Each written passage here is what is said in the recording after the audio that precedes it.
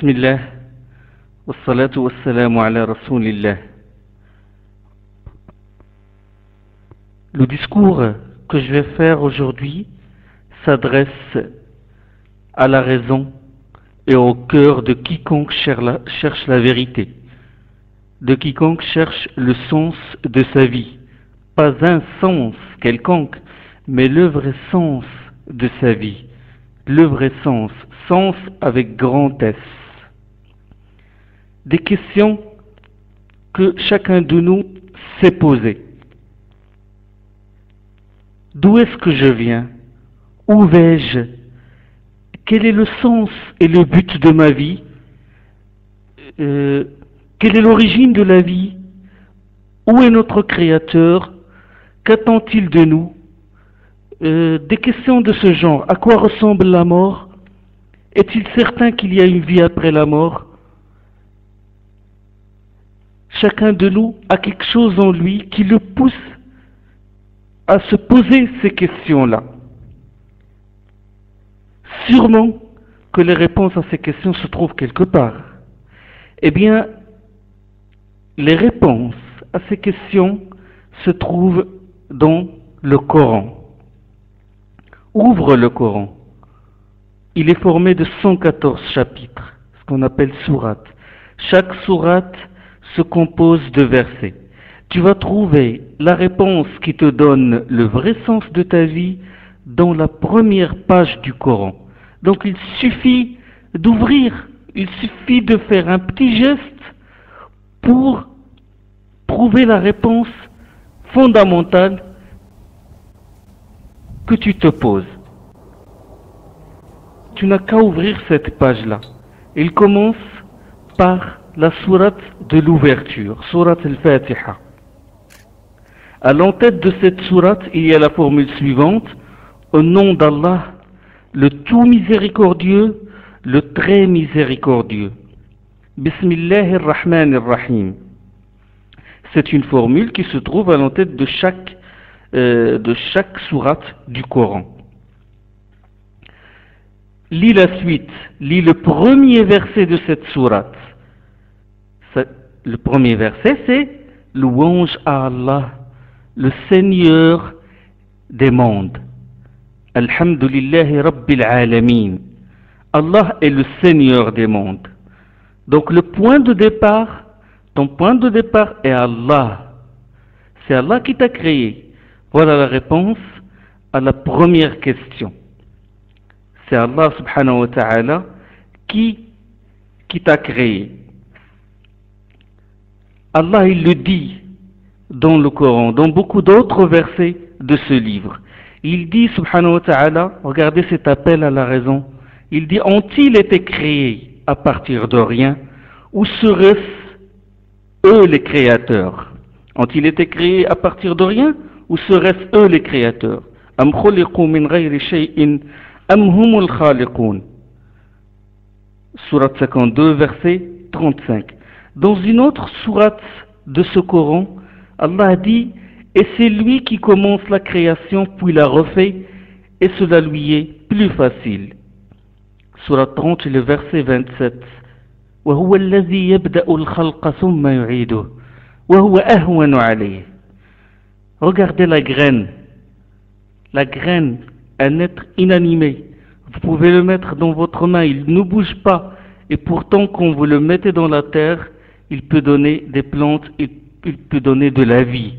Allah, il dit dans sourate 6, sourate les bestiaux, verset 27, ou plutôt verset 95, Inna Allah faliqul habbi wan nawa. Allah qui font le grain et le noyau. Inna Allah faliqul habbi wan nawa yukhrijul hayya min al-mayyit wa mukhrijul mayyit min al-hayy. Allah qui font le grain et le noyau fait sortir ce qui est vivant de ce qui est mort, et il est aussi celui qui fait sortir ce qui est mort de ce qui est vivant. Dhalikumullahu fa anna tu'fakun. Tel est Allah, comment donc en êtes-vous détournés? Donc Allah, il fait sortir le vivant du mort, et il donne un exemple que nous vivons. L'exemple de la graine. Nous connaissons la graine, nous la voyons pousser. Donc, Allah subhanahu wa ta'ala, comme il fait pousser à partir d'une graine morte, plante des arbres, ben il peut nous faire sortir de la terre, subhanahu wa ta'ala. Et il dit dans une autre sourate, sourate 30 et le verset 19, du mort, il fait sortir le vivant, et du vivant, il fait sortir le mort, et il redonne la vie à la terre après sa mort, et c'est ainsi que l'on vous fera sortir. C'est-à-dire, l'on vous fera sortir le jour de la résurrection. يخرج الحي من الميت ويخرج الميت من الحي ويحيي الأرض بعد موتها كذلك تخرجون. Dans une autre sourate, sourate 36, verset 77 au verset 79, Allah parle de l'homme, de cet homme, de l'homme qui nie sa création, qui nie Allah, qui nie l'existence de Dieu. Et il dit, l'homme ne voit-il pas que nous l'avons créé d'un peu de liquide? Il parle Allah subhanahu wa ta'ala d'un fait réel. L'homme ne voit-il pas que nous l'avons créé d'un peu de liquide? وَلَقَدْ خَلَقْنَا الْإِنسَانَ مِنْ نُطْفَةٍ فَإِذَا هُوَ خَصِيمٌ مُبِينٌ. L'homme ne voit-il pas que nous l'avons créé d'un peu de liquide, et voici qu'il devient un contestataire déclaré. وَضَرَبَ لَنَا مَثَلًا وَنَسِيَ خَلْقَهُ. Il nous propose un exemple, il oublie d'avoir été créé. Disons, qu'est-ce qu'il dit cet homme? Qui donc redonnera vie aux ossements lorsqu'ils ne seront plus que poussière? Et Allah subhanahu wa ta'ala répond, dis-leur, c'est-à-dire il s'adresse au prophète sallallahu alayhi wa sallam Muhammad, il dit, dis-leur, leur donnera vie celui qui les a créés une première fois et qui a parfaitement connaissance de toute la création. قل يحييها الذي أنشأها أول مرة وهو بكل خلق عليم. Et Allah subhanahu wa ta'ala dans sourate Yasin. Donc le point de départ c'est Allah subhanahu wa ta'ala. Le premier verset, comme j'ai dit, louange à Allah, Seigneur des univers. Alhamdulillahi Rabbil Alamin. Tu dois le louer. Tu dois le remercier. Tu dois louer Allah pour avoir la chance maintenant d'entendre ses paroles, pour avoir fait le premier pas vers la bonne voie. Tu dois louer Allah subhanahu wa ta'ala pour cette faveur. Tu dois dire louange à Allah qui m'a guidé vers les réponses à ces questions que je me pose souvent. Mon point de départ, ce que je fais dans ce monde, la raison de mon existence et ma destination. Le premier verset étant Alhamdulillahi Rabbil Alamin, louange à Allah, Seigneur des mondes.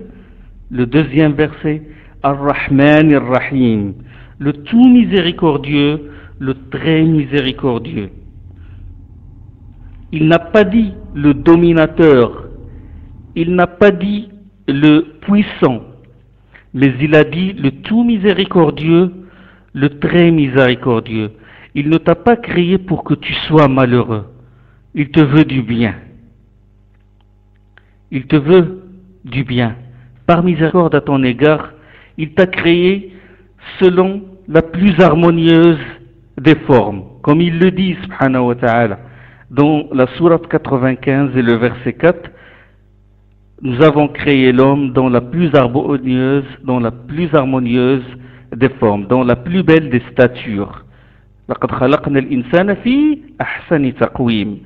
Par miséricorde à ton égard, il t'a privilégié sur les autres créatures. Il t'a donné un cerveau, il t'a donné une intelligence, comme il le dit dans Sourate 17, le verset 70, où il parle de ce privilège, il dit « Nous avons honoré les êtres humains, nous les avons transportés sur terre et sur mer, nous leur avons attribué des choses bonnes et nous les avons privilégiés sur beaucoup d'autres de nos créatures. Nous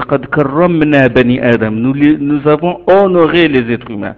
ولقد كرمنا بني آدم وحملناهم في البر والبحر ورزقناهم من الطيبات وفضلناهم على كثير ممن خلقنا تفضيلا. Par miséricorde à ton égard, il a créé pour toi beaucoup de choses de ce monde. Et il les a mis à ton service, comme il le dit, exalté soit-il, dans la sourate 14, sourate Ibrahim, et les versets 32 jusqu'au verset 34.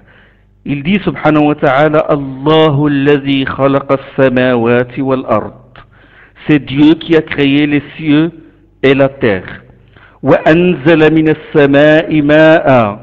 Et a fait descendre du ciel la pluie. Fa akhraja bihi min as-samarati rizqan lakum. Au moyen de laquelle, au moyen de cette pluie, il fait pousser à votre intention, soulignez bien votre intention, il fait pousser à votre intention des fruits en guise de subsistance. Allahu alladhi khalaqa as-samawati wal ard wa anzala min as-sama'i ma'an fa akhraja bihi min as-samarati رزقا لكم وسخر لكم الفلك لتجري في البحر بأمره وسخر لكم الأنهار. Met à votre disposition des embarcations afin qu'elles évoluent en mer sur son ordre et à votre service les fleuves. وسخر لكم الشمس والقمر دائبين وسخر لكم الليل والنهار. Met à votre service le soleil et la lune dans leur révolution, à votre service la nuit et le jour.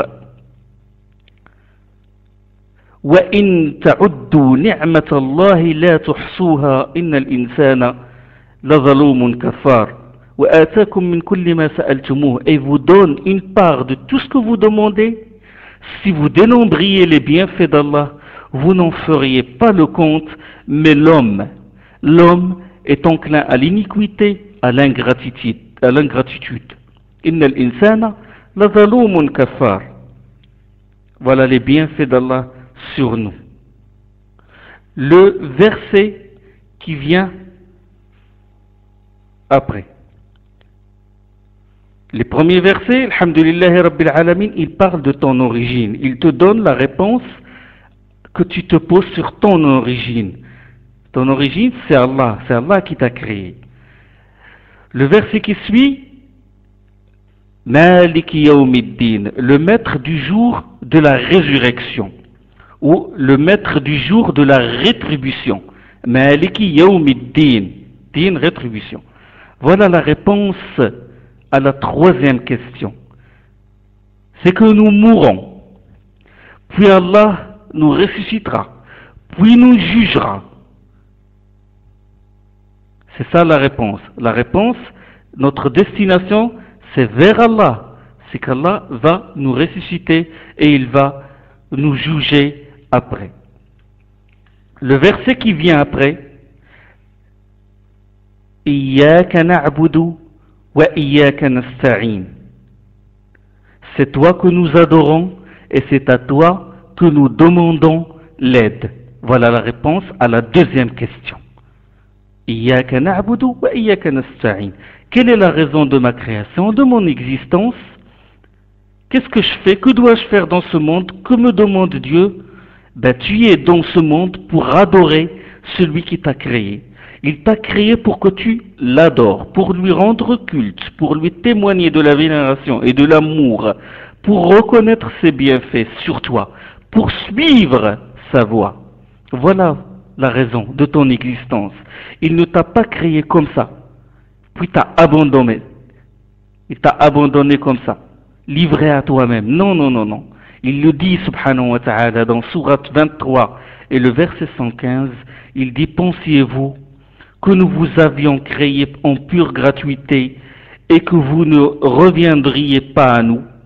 أفحسبتم أنما خلقناكم عبثا وأنكم إلينا لا ترجعون. Pensiez-vous que vous nous avions créés en pure gratuité et que vous ne reviendriez pas à nous? فَتَعَالَى اللَّهُ الْمَلِكُ الْحَقِّ. Exalté soit Dieu, le roi, l'unique réalité, il n'est de Dieu que lui. exalté, il est élevé pour qu'il crée sa créature et qu'il la laisse comme ça livrée à elle-même.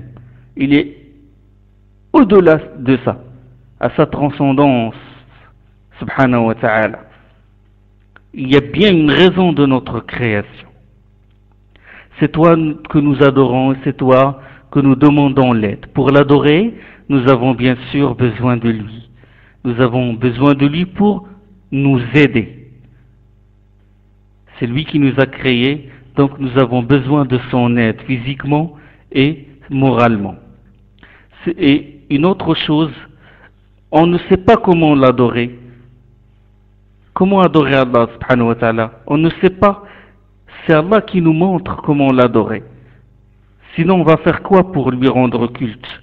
On va faire quoi? On va allumer des bougies? On va comment?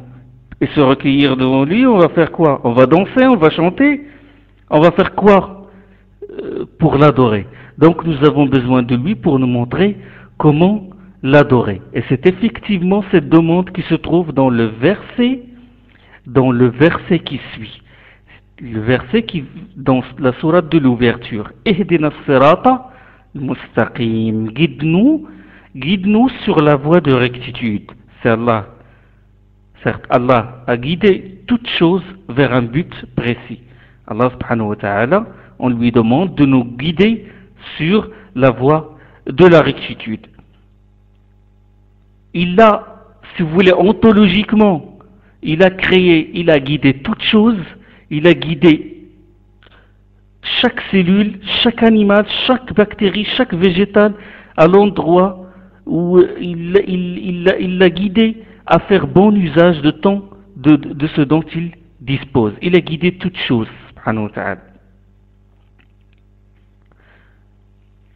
Guide-nous sur la voie de rectitude, la voie de ceux que tu as comblés de tes bienfaits.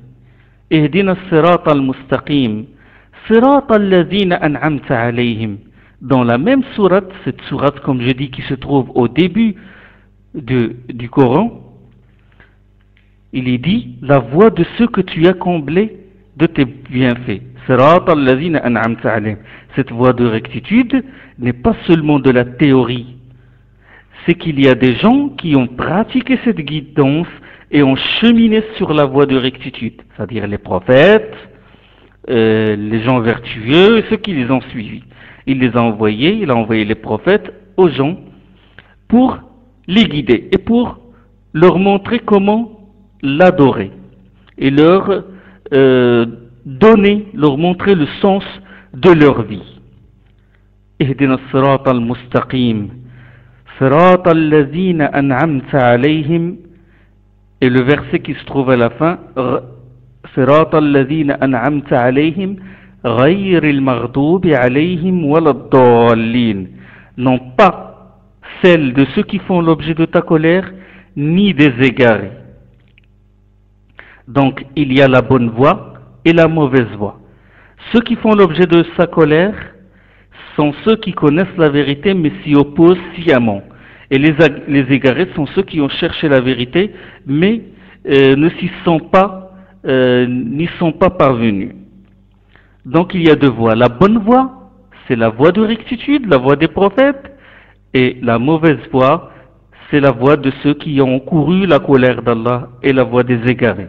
Il y a donc le faux et le vrai, la voie du bonheur et la voie du malheur. La voie de la sérénité, de la tranquillité et la voie du scepticisme, du doute. Après ce prologue, après cette sourate qui se trouve, dès que tu ouvres un exemplaire du Coran, après ce prologue qui donne la réponse à la question que tout être humain se pose, je t'invite maintenant, à tourner la page pour passer au chapitre qui suit ce prologue. C'est la sourate de la vache, la sourate 2. Elle commence par quoi? Elle commence toujours par au nom d'Allah, le tout miséricordieux, le très miséricordieux, Bismillah ar-Rahman ar-Rahim, parce que ce livre, il est au nom d'Allah, il n'est au nom de personne, à part Allah, Dieu. Et juste, cette sourate, elle commence par ce verset-là, Alif Lam Mim. Alif Lam Mim, ce sont des lettres arabes. Alif Lam Mim, Dhalika al-kitabu la rayba fih. Ceci est le livre ne comportant aucun doute. Un guide pour ceux qui craignent. Dhalika al-kitabu la rayba fih, hudan lil muttaqin. Donc, juste après le prologue, quand nous avons demandé à Allah de nous guider, la sourate qui vient après, Allah il dit, voici le livre, le voilà, ceci est le livre, ce Coran-là est le livre ne comportant aucun doute. Un guide pour ceux qui craignent. C'est-à-dire qu'il n'y a pas de doute qu'il provient de Dieu, ce livre-là. Tout ce qui est dedans provient de Dieu, subhanahu wa ta'ala. Mais la question qu'on peut se poser, c'est que comment prouver que ce livre vient de Dieu? Comment prouver la preuve que ce livre vient de Dieu? Ben, la réponse, c'est que tout ce qui est dedans prouve qu'il est de Dieu. La sourate de l'ouverture qu'on vient de réciter et qui donne à l'homme toutes les réponses qui se posent, ou qui lui donne les réponses sur le sens, le vrai sens de sa vie, c'est une preuve que ce Coran vient de Dieu. Et le style aussi, le style de ce Coran est direct. Il y a beaucoup de preuves. On va citer quelques preuves. Dans ce Coran, le style est direct. Il est direct, dans lequel Allah affirme avoir fait descendre le Coran. Et il dit, c'est bien nous qui avons fait descendre sur toi Mohammed, sur toi le Coran graduellement. Patiente donc devant la décision de ton Seigneur et n'obéis à aucun d'entre eux, pécheurs ou mécréants. Il le dit dans Sourate 76 et les versets, Sourate de l'homme et les versets 23 et le verset 24. Inna nahnu nazzalna alayka al-Qur'ana tanzila. C'est bien nous qui avons fait descendre le Coran sur toi. C'est bien nous qui avons fait descendre sur toi le Coran graduellement. Inna nahnu nazzalna alayka al-Qur'ana tanzila. Dans un autre verset, il dit wa innaka latulaqqa al-qawla wa innaka latulaqqa al-Qur'ana min ladun hakimin alim. Certes, tu reçois ce Coran de la part du très sage, du très savant. Sourate 27 et le verset 6. Donc Allah, il le dit directement que c'est lui qui a fait descendre ce Coran. Écoutez, quand un homme écrit un livre, et ce livre suscite l'admiration de tout le monde, son style est beau et il est éloquent, et ce livre, il est devenu un code pour les gens. Grâce à ce livre, une civilisation a été bâtie. Et ce livre a transformé les bédouins de l'Arabie en califes qui gouvernent les orients et les occidents de la terre. Ce livre-là, qui suscite l'admiration de tout le monde, et pourtant Mohammed, sallallahu alayhi wa sallam, à qui on attribue le Coran, dit « Ce n'est pas moi qui l'ai écrit, mais c'est Allah qui l'a fait descendre sur moi. » Imaginez, si quelqu'un écrit un livre, un écrivain fait un livre, et que quelqu'un d'autre a mis son nom à sa place, sûrement il va se révolter et il va saisir le tribunal, il va réclamer les droits d'auteur, et il va dire non, c'est moi qui ai écrit ce livre. Mais là, ce livre-là qui est le Coran, et sur laquelle toute une civilisation a été bâtie, et des millions et des millions de gens le récitent dans leurs prières, Mohammed, à qui on attribue ce livre, il dit non, ce n'est pas moi qui l'ai écrit. Non, mais il est descendu, c'est Allah qui me l'a révélé. Donc ça laisse réfléchir. Comme autre preuve de la provenance du Coran d'Allah subhanahu wa ta'ala, c'est contrairement aux livres saints précédents, la Torah, l'évangile, les psaumes, etc., ce Coran n'a subi ni falsification, ni modification, ni changement. Il est resté intact, inchangé. Écoutez, vous savez une chose, c'est que si des mains étrangères interviennent sur un livre saint et l'altèrent en y ajoutant ce qu'ils veulent, en y omettant ce qu'ils veulent, ça y est, ce livre-là ne devient plus le livre de Dieu. C'est la parole qui est dedans n'est plus la parole de Dieu, quand des personnes le falsifient. Mais là, le Coran, que les gens récitent partout dans le monde durant 14 siècles, il est le même. Il est le même dans les Occidents et les Orients de la terre, et depuis 14 siècles, c'est le même Coran, les mêmes paroles. Si quelqu'un change ne serait-ce qu'une voyelle dans le Coran, on n'a pas besoin de réunir, je ne sais pas, un conseil œcuménique pour vérifier si ce mot a été changé ou si cette voyelle a été modifiée. Non, non, non. Il suffit de ramener un enfant de 9 ans, et même 6 ans maintenant, il y a des enfants de 6 ans qui apprennent le Coran par cœur. Un enfant de 9 ans ou de 6 ans suffit pour découvrir ce changement-là et cette erreur-là. Allah subhanahu wa ta'ala yaqul. Allah dit Inna nahnu nazzalna dhikra wa inna lahu lahafidhun. C'est nous qui avons fait descendre ce rappel et c'est nous qui en assurons la garde. Il le dit dans Surat Al-Hijr, Surat 15 et le verset 9. C'est nous qui avons fait descendre ce rappel, c'est-à-dire le Coran, et c'est nous qui en assurons la garde. Il dit subhanahu wa ta'ala dans une autre sourate, la sourate 41 et le verset 42, le fou ne l'affecte ni de devant ni de derrière. C'est une révélation émanant du sage digne de louange. La ya'tihi al-batilu min bayni yadayhi wala min khalfihi tanzilun min hakimin hamid. Quelqu'un peut dire que son livre est exempt de toute erreur. Est-ce qu'un écrivain, n'importe qui, est-ce qu'il peut dire que son livre est exempt de toute erreur? Est-ce qu'il peut dire, par exemple, que son livre fait sortir les gens des ténèbres à la lumière? Est-ce qu'il peut dire que son livre est du mal qui ronge les poitrines? Est-ce que quelqu'un ose le dire? Allah subhanahu wa ta'ala, il dit dans Surat 4 et le verset 117, Ya ayyuhan nasu qad